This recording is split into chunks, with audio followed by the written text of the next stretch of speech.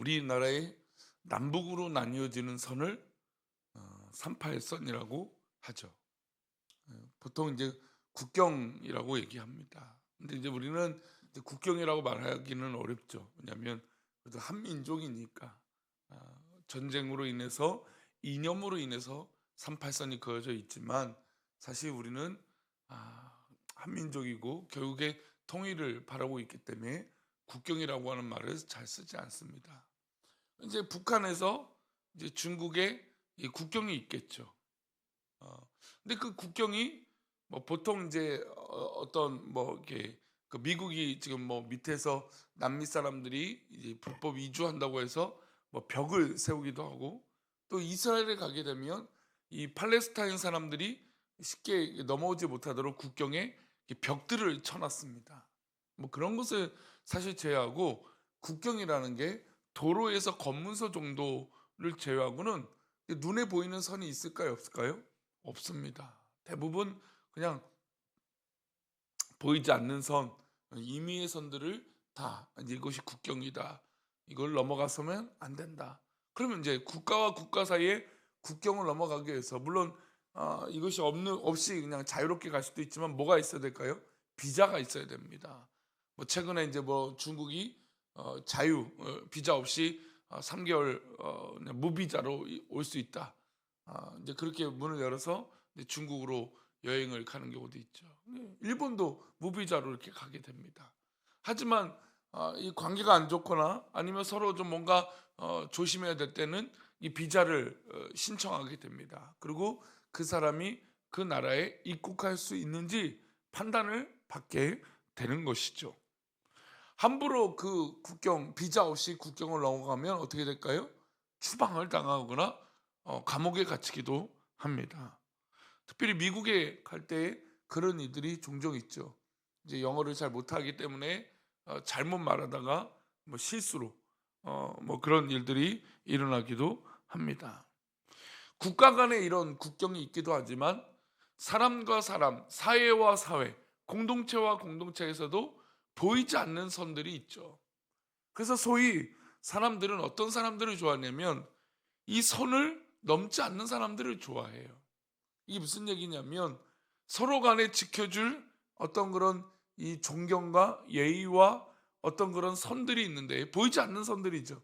그 보이지 않는 선을 존중해주고 또 이것을 기쁘게 받아줄 수 있는, 또 서로를 배려해 줄 수 있는 그 선들이 있다라는 겁니다.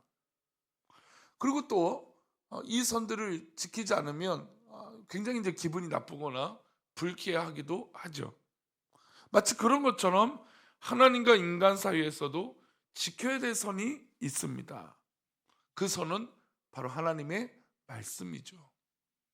아담과 하와가 하나님께서 먹지 말라는 선악과가 있었습니다. 이것은 하나님과 인간의 무엇일까요? 바로 지켜야 될 선이었죠. 그런데 그 선을 어겼습니다. 즉 말씀을 어겼던 것이죠. 그러면 말씀을 어긴 것으로만 끝날까요? 그렇지 않죠.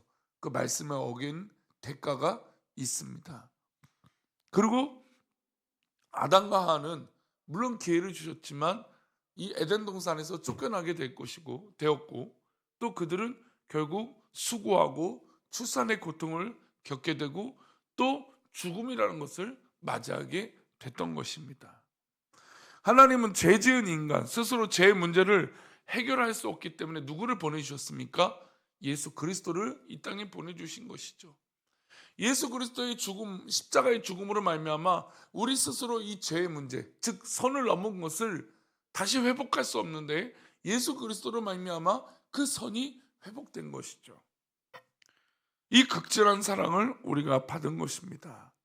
본문에서도 이 사도 바울은 고린도 교회 초대 목회자로서 사역하면서 하나님 주신 말씀이 이 선 안에 머물러 있어야 된다고 말하고 있습니다. 그리고 고린도 교인들에게 너희도 말씀의 선을 넘지 말라고 전하고 있습니다. 우리 6절 말씀인데요. 다시 볼까요? 형제들아 내가 너희를 위하여 이 일에 나와 아볼로를 들어서 본을 보였으니 이는 너희로 하여금 기록된 말씀 밖으로 넘어가지 말라 한 것을 우리에게 배워 서로 대적하여 교만한 마음을 가지지 말게 하려 함이라. 지금 아볼로 목회자를 통하여 본을 보였다. 이건 뭐냐? 기록된 말씀 밖으로 넘어가지 않도록 가르치고 훈련을 받았다라는 것입니다. 하나님 앞에 또 믿음의 삶을 살면서 지켜야 될 선들이 있다라는 것입니다.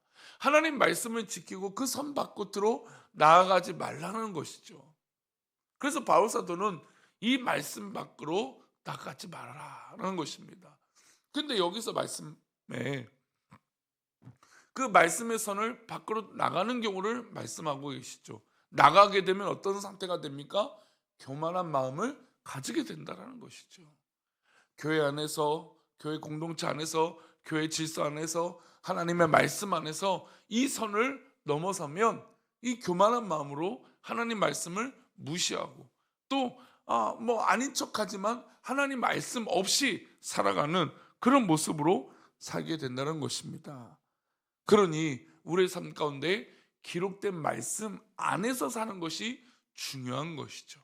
그럼 반대로 기록된 말씀 바깥으로 나가면 그만한 책임을 지는 것입니다. 바울 자신은 하나님 앞에서 어떻게 살았는지, 어떤 자세로 복음 앞에서 살았는지 자신을 증거합니다. 우리 1절과 2절인데요. 함께 읽겠습니다. 사람이 마땅히 우리를 그리스도의 일꾼이요 하나님의 비밀을 맡은 자로 여길지어다. 그리고 맡은 자들에게 구할 것은 충성이니라. 이 말씀이 사실은 왜 나왔는가? 우리가 잘 알고 있는 맡은 자들에게 구할 것은 충성이다라고 하는 이 말씀이 왜 나오냐면 우리가 그리스도의 일꾼이고 하나님의 비밀을 맡은 자로다. 즉 복음으로 살고 말씀의 선을 지키고 말씀 안에서 살아가는 사람인데 그 말씀 안에서 살아가는 사람들은 그 말씀을 지키기 위해서 충성을 다하는 것이죠. 그래서 우리가 바로 이 충성스러운 단어를 쓰는 것이에요. 목사에게, 누구에게, 인간에게, 사람에게 충성을 구하는 것이 아니라 하나님의 말씀을 지키기 위해서 충성을 다하는 것이죠.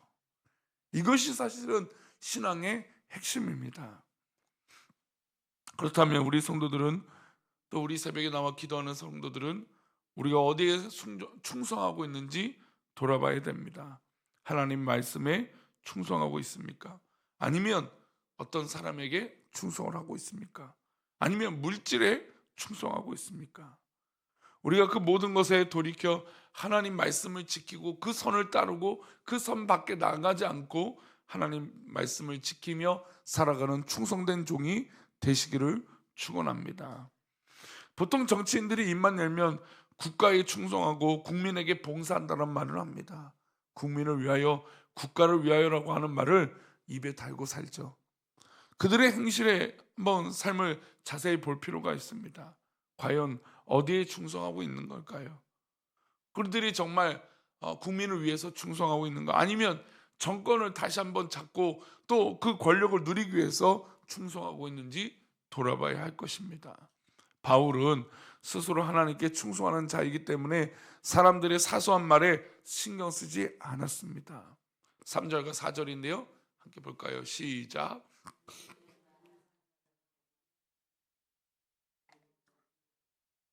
나도 나를 판단하지 아니하노니 내가 자책할 아무것도 깨닫지 못하나 이로 말미암아 의롭다함을 얻지 못하노라. 다만 나를 심판하시는 이는 주시니라.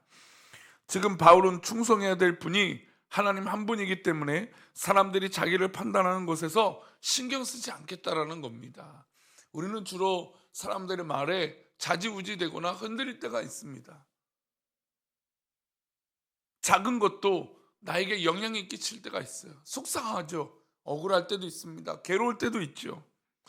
그러나 그것에서 자유할 수 있는 비결은 우리가 섬길 대상이 분명하기 때문이에요. 우리가 오직 바라고 믿고 의지하고 그 선을 지켜야 될 분은 오직 하나님밖에 없다라는 겁니다. 그러니 우리 내 자신을 돌아볼 때 내가 과연 무엇을 위해서 이 선을 지키고 이 말을 듣고 있는가를 들어봐야 됩니다. 때로는 우리가 살다 보면 별의별 얘기를 듣게 됐죠. 근데 우리는 그런 기대를 합니다. 교회 안에서 어떻게 그런 말이 있을 수 있어? 여러분 세상 밖에 나가면 그런 말 안 들을까요? 나 혼자 살면 그럴 일이 없겠죠. 교회나 어디서나 내가 듣고 싶지 않는 말을 들을 때가 있어요.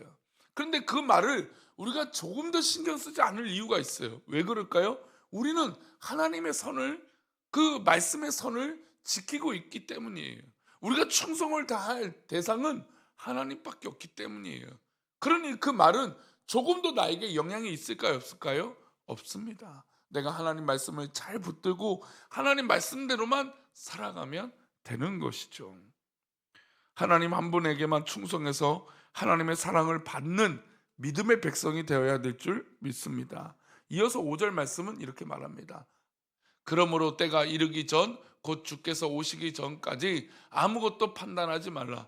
그가 어둠에 감추인 것들을 드러내고 마음의 뜻을 나타내시리니 그때 각 사람에게 하나님부터 칭찬이 있으리라. 예, 그 중심을 판단하시는 분은 우리 하나님이에요. 우리 마음을 아시는 분은 우리 하나님이에요. 우리가 사실은 왜 싸웁니까? 왜 다툼이 일어납니까? 그 마음을 잘 모르기 때문에 그래요. 저 사람이 진짜 무슨 마음으로 전했는지. 근데 그 말투와 이 표정과 뉘앙스와 어떤 이 환경과 이 모습을 보니까 되게 화가 나는 거죠. 그러나 그 화가 서로에게 있을 때 싸움이 나잖아요. 왜요? 나는 안 그랬어 라는 거죠. 그러나 우리 하나님의 때가 되면 분명히 우리의 판단과 우리의 속마음과 작은 마음 그 하나도 다 밝혀주실 거예요. 그러면 우리에게 뭐가 없을까요? 억울함이 없겠죠. 하나님, 나 억울하고 속상합니다. 예, 그것이 우리 하나님께서 해결해 주실 겁니다. 그러니 우리의 판단은 하나님께 있습니다. 그 사람과 저 사람에게 있는 것이 아니라 하나님의 판단은 나에게 있는 것이고 우리의 모습은 하나님께 있는 것이죠. 그러니 하나님께만 충성하면 하나님께서 나를 판단하실 것이고 우리 주변을 판단하여 주실 것입니다. 반면 사람과 물질에 충성한 자들에게 천국을 허락하지 않을 것입니다. 바울은 하나님에게 충성하면서 만물의 찌꺼기까지 되었다라고 고백합니다. 11절부터 13절인데요. 함께 읽겠습니다. 바로 이 시작까지 우리가 줄이고 목마르며 헐벗고 매맞으며 정처가 없고 또 수고하여 친히 손으로 일을 하며 모욕을 당한즉 축복하고 박해를 받은즉 참고 비방을 받은즉 권면하니 우리가 지금까지 세상의 더러운 것과 만물의 찌꺼기 같이 되었도다. 예, 우리는 이런 상태가 되지만 이렇게 비방을 받기도 하고 괴로움을 받을 때도 있을 겁니다. 그러나 결국 하나님께서는 우리에게 천국을 허락하시고 영원한 기쁨을 누리게 하실 것입니다. 결국 마지막 때에 가장 행복한 사람은 누구일까요? 이런 고난과 어려움과 때로는 내가 원치 않은 비난을 받고 고난을 받고 때로는 어려운 일을 겪을지라도 하나님 뜻 가운데 있고 그 선을 지키면 우리가 가장 행복한 믿음의 삶을 또 그런 모습을 갖게 될 것입니다. 종말의 날에 하나님의 칭찬받는 그 길을 우리는 달려가고 있기 때문이죠. 그러니 오늘 하루도 우리가 충성해야 될 분이 누구입니까? 우리가 행복해야 될 것이 무엇입니까? 그리고 우리가 지켜야 될 선은 무엇입니까? 우리가 충성해야 될 분이 누구인지 우리 스스로 답을 던져야 됩니다. 오직 우리 하나님뿐이죠. 이 답이 명확하면 우리가 겪고 있는 모든 것은 의미가 없어요. 그저 하나님께서 기뻐하시면 될 줄 믿습니다. 사랑하는 우리 새벽에 기도하시는 성도님들, 우리는 하나님께서 기뻐하시는 사람들입니다. 그러니 하나님 말씀 가운데 살아가며 승리하는, 그래서 하나님 영광 가운데 그 은혜를 마음껏 누리는 축복된 삶이 되시기를 축원합니다. 기도하겠습니다. 하나님, 그럼에도 우리가 행복한 것은 우리가 하나님을 믿고 하나님을 의지하고 하나님 말씀을 지키는 것입니다. 우리 귀한 성도들이 하나님 말씀을 붙들고 살아가게 하여 주시고 그 은혜 속에 거하게 하여 주옵소서. 우리 귀한 성도들을 붙들어 주셔서 하나님 참된 행복을 누리게 하여 주시고 또 감사할 것들이 늘어나게 하여 주옵소서. 혹이나 어떤 인간의 말이나 그런 비난과 비판과 그런 작은 말들이 우리를 괴롭게 할지라도 하나님, 우리가 그것에 흔들리지 않게 하시고 오직 하나님 말씀만 붙들고 나아가게 하여 주옵소서. 우리들을 그렇게 인도하여 주실 것을 믿사옵고 거룩하신 예수 그리스도 이름으로 기도 올려옵나이다. 아멘.